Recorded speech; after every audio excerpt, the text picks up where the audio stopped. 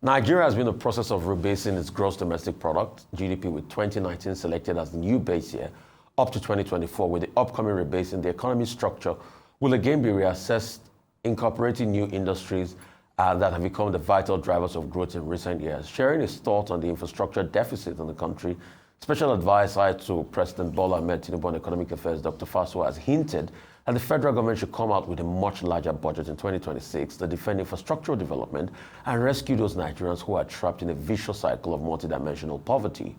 He said a new economy was emerging in the country as Nigeria was moving towards zero export of crude oil and zero import of refined products. He added that the export of crude oil declined by 50% in 2024, while the country saved 15 billion from the import of petroleum products, which reduced to 10 billion in 2024. Joining us now to show us ways to address the infrastructural deficit is Dr. Tope Fasua, Special Advisor to President Bola Ahmed Tinubu on Economic Affairs. My friend and brother, it's good to talk to you again after a very long time. Oh yes, thank you very much, Rufai. It's good to be here. Good morning. Good morning. We've not seen it in a while. Good morning to your colleagues as well. Yeah, Vimbai and Femi. So the last time you were here, I was not here. So, we couldn't banter. Just for some full disclosure. And I look forward to a 1 hour sit down with you. We still have to we used to discuss a lot about economic history and theory. So I look forward to that. Yes, we still have to do. So, just some background. Tope and I go back a long way. So we'll just say it that way. But you made a valid argument, a big size of a budget, which a lot of people have always argued. But like I was talking to my colleague today, Rotus, I said, culture will eat strategy for breakfast. And that's one mistake we make when we make this great idea. A big budget, is that not another avenue for a big level of corruption? That's just my fear about a big budget for infrastructural development. Is that not another level of big avenue for corruption? Take, for instance, government, in the government you are in now, budgets made a shocking revelation of over 11,000 projects for the National Assembly, going to about 6 to 7 trillion. We remember the constant OG River scam every year. We've talked about these things in the budget. We've talked about it the constant OG River scam. How they pump one institution around OG River, they pump a lot of things there, and we don't see the very end. And vis-a-vis also the fact that the budget does not even perform. I would ask you, Tope, we are currently running 2 concurrent budget cycles with a very low budget performance rate to the extent that the Minister of Health was talking about his capital budget just only serviced by 15%. Let's unpack this argument.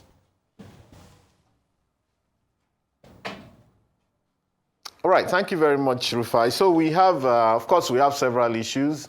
Like I always will say, they said the biggest room in the world is a room for improvement. A lot can be done better with budgeting. I'm not the minister for budget, so with due respect, I dare not put him on the spot, but of course, we all know that, we can always improve on things. I've also heard the Minister for Budget say that, it is valid that the National Assembly can actually tweak the budget, maybe insert a few things of their own liking, since they actually represent the Nigerian people. That is what the Constitution says. But that said, the continuous scrutiny from the media, from CSOs, even on social media, from ordinary Nigerians is welcome, because that is the way nations will evolve and get better.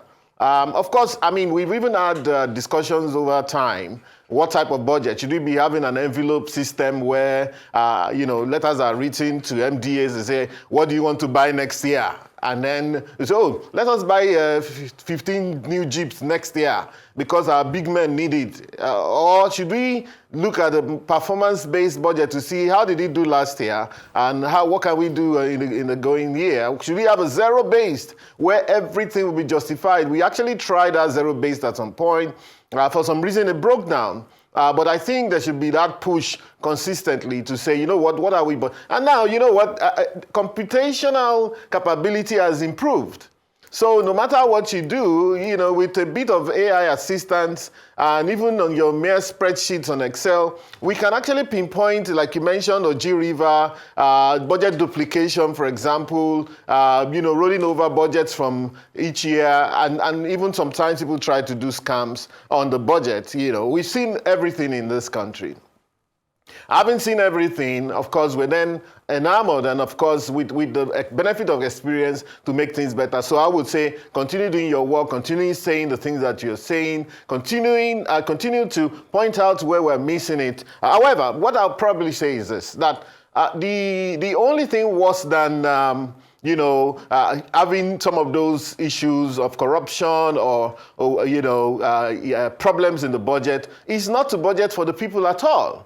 Because if we're talking about, like I mentioned, the issue of multidimensional poverty, we have this 130 million number from a few years back. 130 million Nigerians in multidimensional, and people like to quote it a lot. In fact, there's another one I was seeing, one man said 161 million people in Nigeria are not sure of their next meal. So we like to throw these numbers around, and I think that it's important for government to clarify what exactly it is. So multidimensional poverty is actually non-income poverty. These are beyond saying whether someone has $2.15 equivalent in their pocket, which can also be discussed, the appropriateness of that. We're not saying how close is that person to health facilities, to schooling, to even sports facilities, and such like. And my argument is that over that time, year in, year out, we have budgets for infrastructure.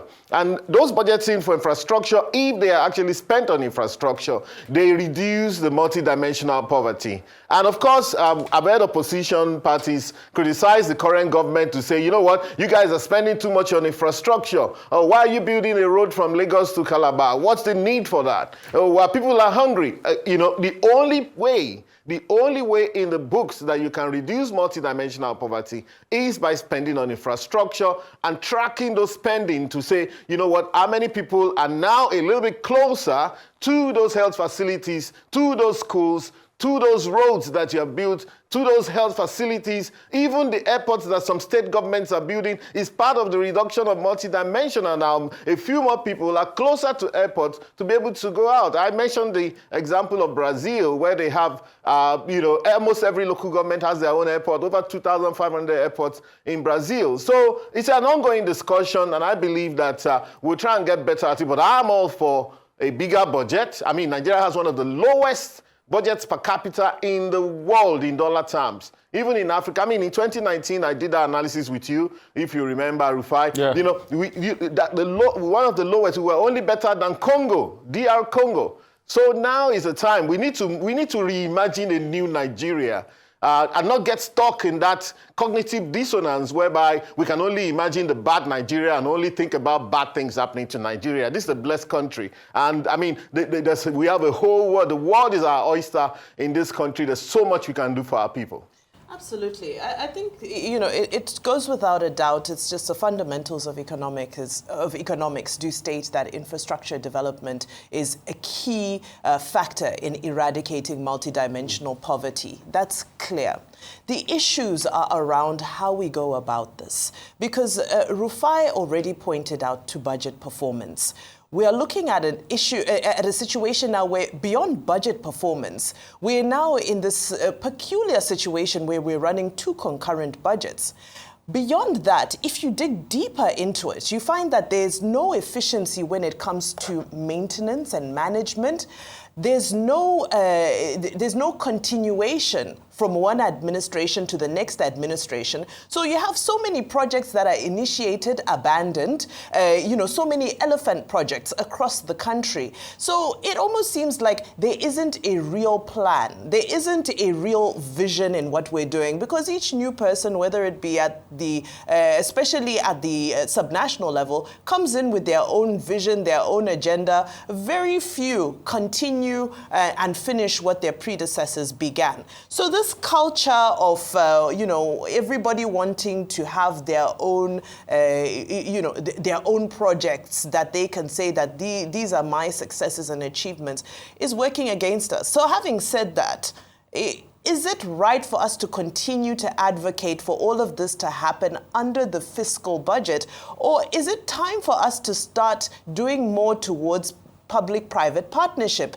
All these investment pledges we speak of, we're not seeing them being realized. A bigger budget just does not make sense. Why are we not able to attract the investment, the equity, and the partnership that we need to drive the majority of these projects forward? Because, of course, there's a little bit, but not nearly enough. A lot of things are coming together, Vimba. The first thing I'll say is that, look, it cannot be egregious, it cannot be untoward for a government to budget more for its people, for a government to say, you know what, we have bigger plans for our people. I mean, President Tinubu came and said, you know what, we need a Lagos to Sokoto road, expressway, which is going to open up about 2,000 communities along the way. We cannot, that's hard to criticize. However, like you said, you know what, we also are exploring the PPP option. Most of the projects that are being put forward by this administration, most of the debts are project tied. And most of them have private sector, including the Lagos-Calabar expressway that I mentioned earlier. And you see that High-Tech seems to be able to do to put its own money and to push the project forward before government money comes. So we can work and chew gum at the same time. We can do PPPs and also improve revenue generation to fund our own budget, including sometimes having to borrow project-tied funds, which are specific. So and that's part of it. I mean, we just got the tax bill signed, which is going to kick in on the 1st of January 2026. And that tax bill is a pro-poor tax bill that actually frees a lot of our poor folks from taxation and puts the burden on, high earners like you guys sitting in the station. You're going to have to feel a bit more pinch because you're in the top echelon. However, but this is the way it's done. But we also intend to be able to double revenue in a short period of time, maybe within 18 months, be able to double the current revenue we're earning. You mentioned the thing about, people abandoning new governments. This has not been the case in a few years as far as I know. And I can tell you, even at the subnational level, at least 4 states, Jigawa, I just saw a recent documentary that was made. And what they focused on in Jigawa when they came in about 250 projects, they first of all completed all the projects, especially roads. And then they started about 400 of their own. Equally in Lagos, you see that you live in Lagos, so you probably be able to tell that they have continued, including the rail system, the red line, the blue line, continuing to the Grain, Purple and Co. Ondo State, where I'm from, they have the gentleman who is there now, Governor Yedatiwa, has taken on the projects of his predecessor and is taking it forward. I just came back from Ondo State just yesterday.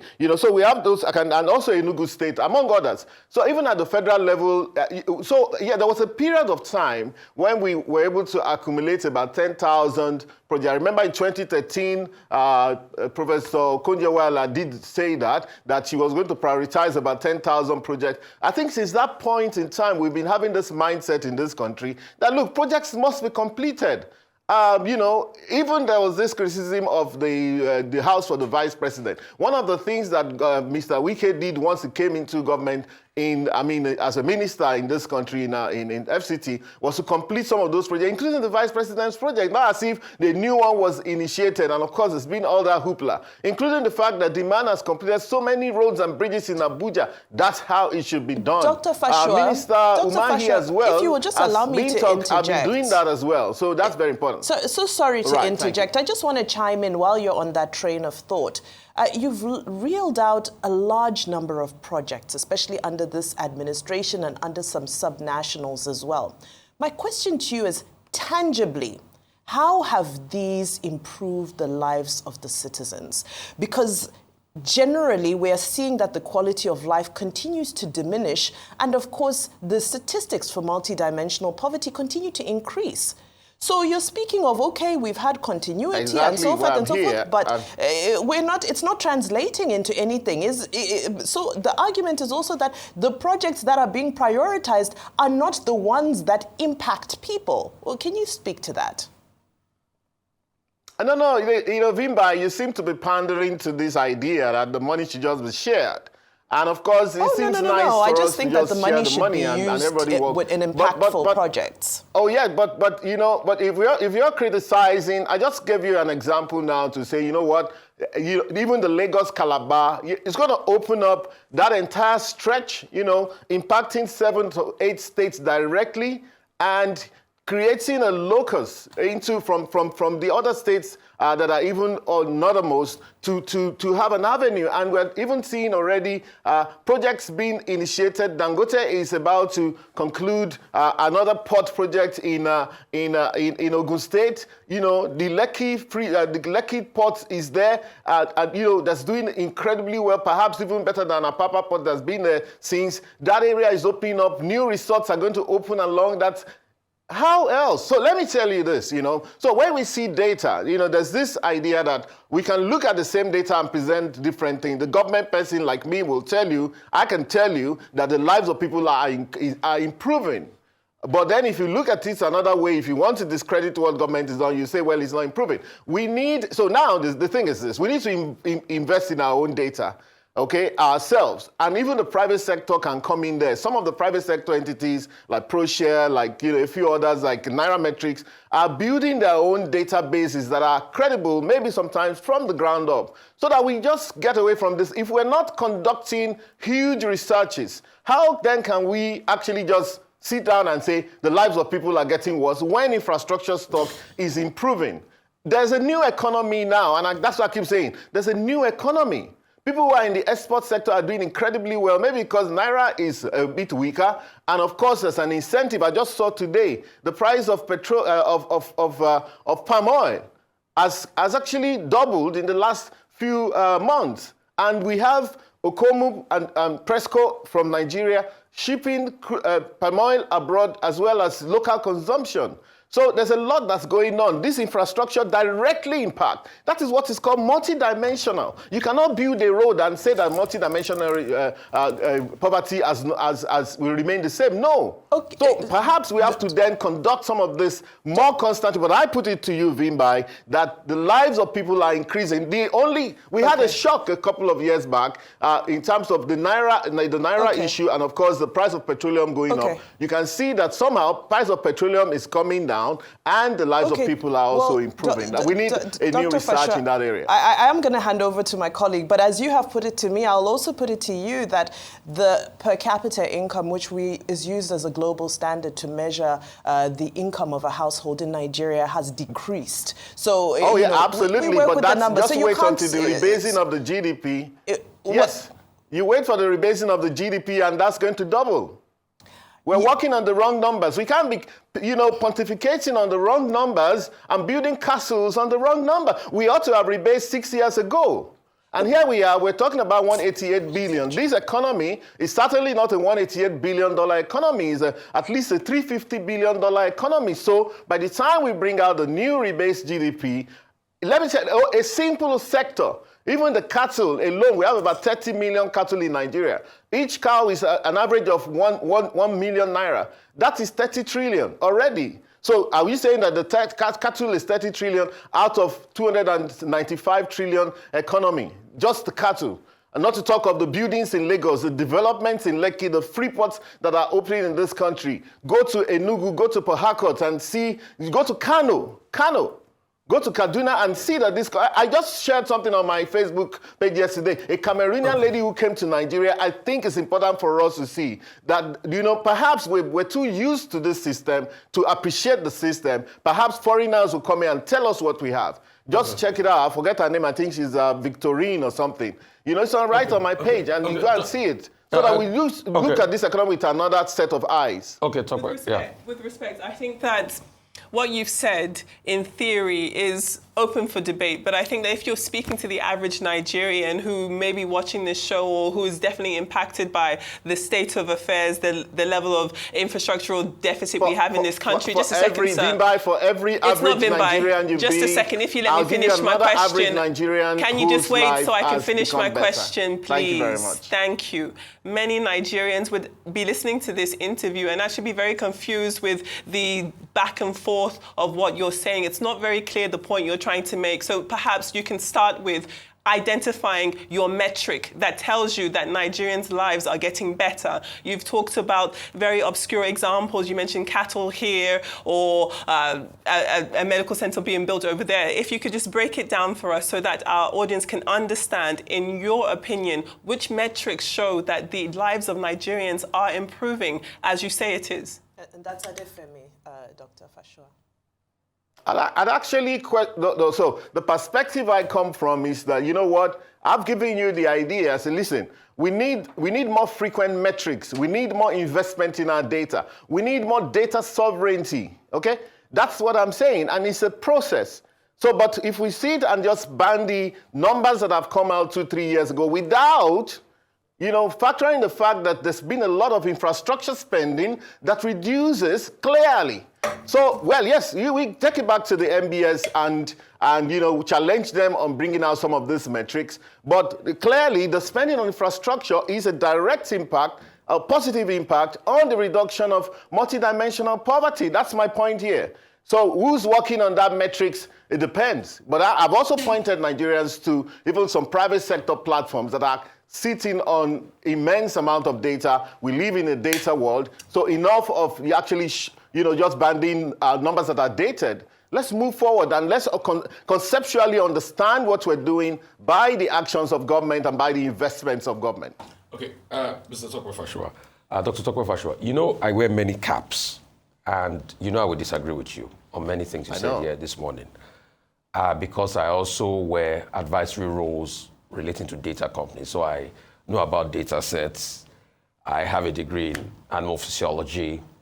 I know about cattle. So when you make the assumption of 30 million cattle, it's not as easy as that.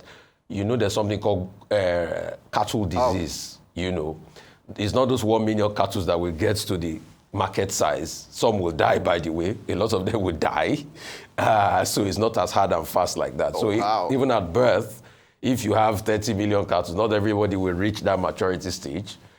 And the price also varies based on, many factors in the markets. Maybe festive period, you might buy for over 1 million, you might buy less than that. So that's not an empirical statistics to be able to advance. Secondly, the case of the data sets, why a lot of people are agitating and they're complaining, is straight up. You and I have had this conversation in the past. You remember our anti-devaluation debates on a show we used to have on other TV channels, even before I came on Arise, where we said if you devalue a currency, you devalue the lives of the people. And if you go back historically, we talked about Germany, the Renti marks, leading up to Hitler, lots of devaluation happening. In that score, we have devalued our currency and we have devalued the lives of the people. So the adjustment threshold that since you have devalued the currency and you have devalued the lives of people, you can't expect people to have the same level of Naira again. The 1,000 Naira you had in 2015 is not the 1,000 Naira you have today. And value has been eroded. Even if you say, okay, you bop up this economy. In fact, I would support your argument by saying the economy should work more when you factor in the informal sector and other things, But the disposable amount in people's pockets, they are not tenable. People don't have that money in the pockets. And that's why when you give that allusion to that, the fact that you can buy certain food for a certain amount, a lot of people had an uproar against you in Lekki or something in Black Belt. Because these are the arguments people are making. This administration has devalued the lives of people by devaluing the currency. And there are no empirical statistics to be able to back it up. You talk about infrastructure. Infrastructure does not directly increase the prospect of the Nigerian people. And I'll give you one clear instance. Look at rail. I'll give you a clear instance. It's some infrastructure that do. The kind of infrastructure that do are what we call impact infrastructure. Hospitals that has to feed into the channel of healthcare delivery and improvements, schools and the likes. Look at rail. And let me give you a clear instance. How much have we been able to turn over our rail sector once we did the Lagos to Ibadan line? How much? How much in revenue does the rail make? Can you even pay back for the loans it has gotten?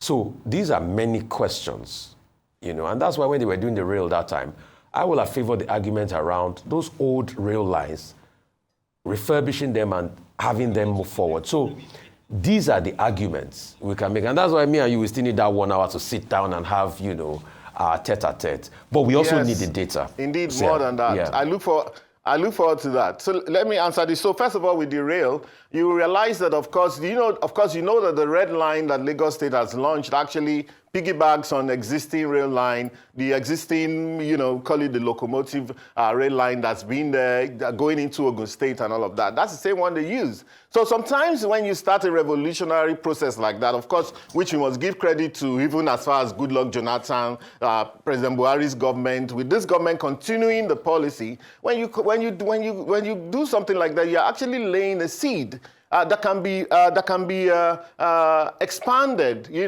and taken abroad, much larger. Almost everybody agrees, of course, the people that disagree, that perhaps the next level of infrastructure development we need in this country is the rail system. You mentioned impact investment, you mentioned health. Let me say that apart from food, shelter, the next thing human beings need is to move around. That's where transport infrastructure is very key. England remains a very top country in the world today, UK, because of its transport infrastructure, public transport infrastructure. I was still reading a lot about the London Underground and all of that just yesterday, how easy it is for people to move around. That's why England is better than most other countries in Europe. So the rail sector is key. You mentioned my claim about 1,500 people should go. Tope, Fasua, I'm so sorry to have to interrupt you while you're in the middle of another point, but we have staunchly run out of time. Thank you very much for joining us on the morning show.